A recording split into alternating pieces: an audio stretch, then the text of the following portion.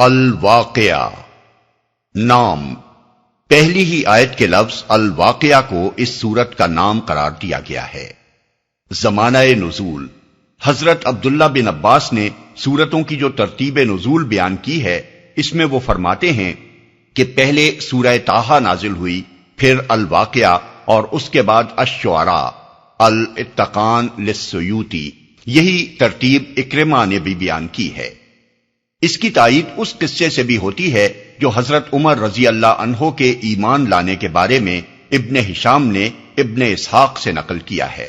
اس میں یہ ذکر آتا ہے کہ جب حضرت عمر اپنی بہن کے گھر میں داخل ہوئے تو سورہ طٰہٰ پڑھی جا رہی تھی۔ ان کی آہٹ سن کر ان لوگوں نے قرآن کے اوراق چھپا دیے۔ حضرت عمر پہلے تو بہنوئی پر پل پڑے، اور جب بہن ان کو بچانے آئیں تو ان کو بھی مارا، یہاں تک کہ ان کا سر پھٹ گیا۔ بہن کا خون بہتے دیکھ کر حضرت عمر کو سخت ندامت ہوئی اور انہوں نے کہا، اچھا مجھے وہ صحیفہ دکھاؤ جسے تم نے چھپا لیا ہے، دیکھوں تو صحیح اس میں کیا لکھا ہے۔ بہن نے کہا، آپ اپنے شرک کی وجہ سے نجس ہیں،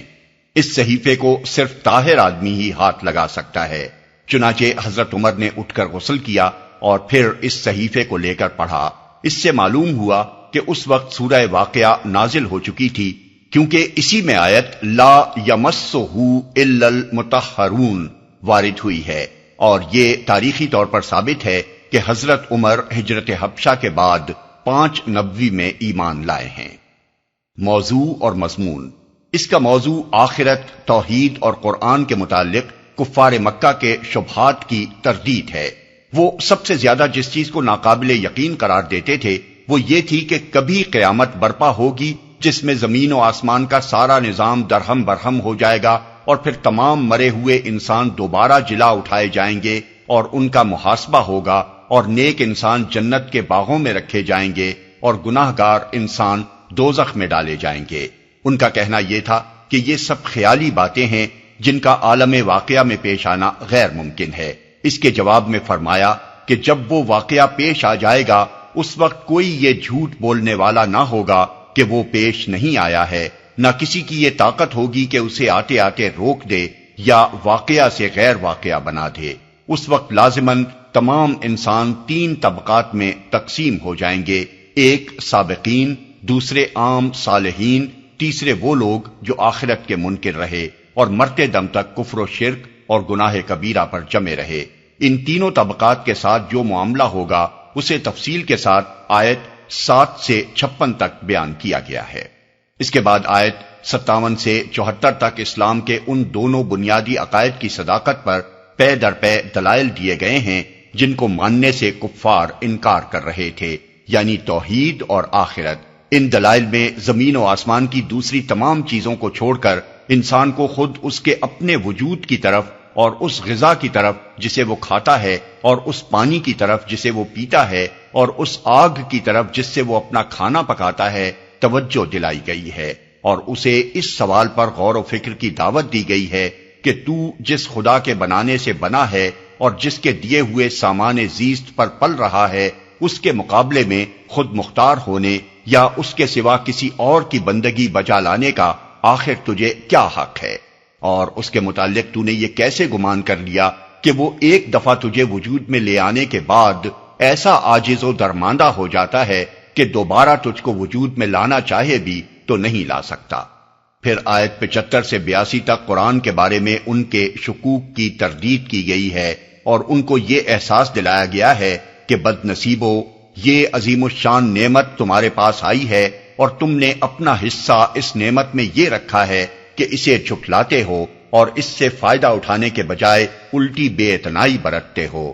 قرآن کی صداقت پر 2 مختصر سے فقروں میں یہ بے نظیر دلیل پیش کی گئی ہے کہ اس پر کوئی غور کرے تو اس کے اندر ویسا ہی محکم نظام پائے گا جیسا کائنات کے تاروں اور سیاروں کا نظام محکم ہے، اور یہی اس بات کی دلیل ہے کہ اس کا مصنف وہی ہے جس نے کائنات کا یہ نظام بنایا ہے۔ پھر کفار سے کہا گیا ہے کہ یہ کتاب اس نوشتہ تقدیر میں ثبت ہے جو مخلوقات کی دسترس سے باہر ہے۔ تم سمجھتے ہو کہ اسے محمد صلی اللہ علیہ وسلم کے پاس شیاطین لاتے ہیں، حالانکہ لوح محفوظ سے محمد صلی اللہ علیہ وسلم تک جس ذریعے سے یہ پہنچتی ہے اس میں پاک نفس فرشتوں کے سوا کسی کا ذرہ برابر بھی کوئی دخل نہیں ہے۔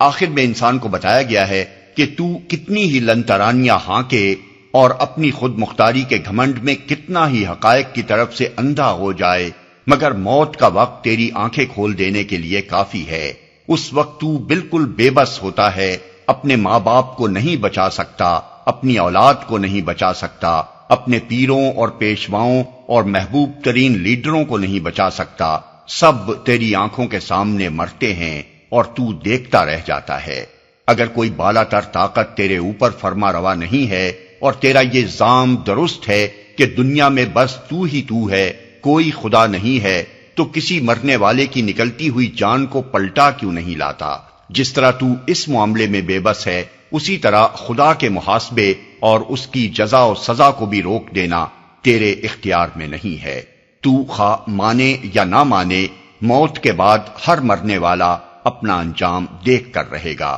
مقربین میں سے ہو تو مقربین کا انجام دیکھے گا، صالحین میں سے ہو تو صالحین کا انجام دیکھے گا، اور جھٹلانے والے گمراہوں میں سے ہو تو وہ انجام دیکھے گا جو ایسے مجرموں کے لیے مقدر ہے۔